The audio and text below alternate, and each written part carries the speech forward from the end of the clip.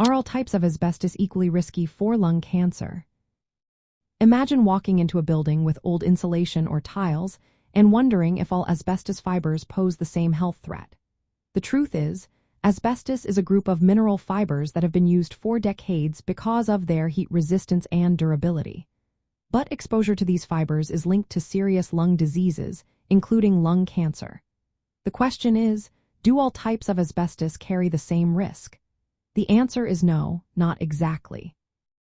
There are 6 recognized types of asbestos, which fall into 2 main groups based on their fiber structure.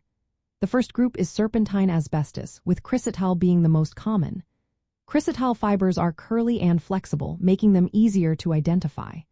The second group is amphibole asbestos, which includes amosite, crocidolite, tremolite, anthophyllite, and actinolite.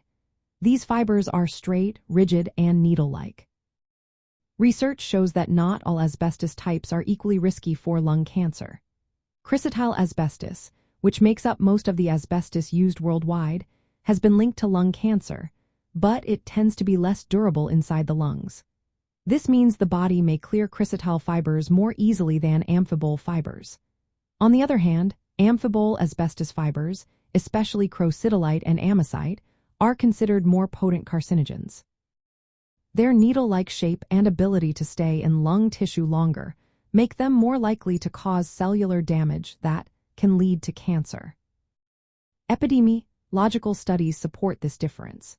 They show higher rates of lung cancer and mesothelioma, a cancer affecting the lining of the lungs, among people exposed to amphibole asbestos compared to those exposed mainly to chrysotile. The risk depends on how long and how much asbestos someone has inhaled, as well as other factors like smoking. Inhaling asbestos fibers causes chronic inflammation and genetic damage over time, which can lead to lung cancer. The longer and more intense the exposure, the higher the risk. Smoking greatly increases this risk, especially for those exposed to asbestos. From a health perspective, it is important to understand that all asbestos exposure carries some risk.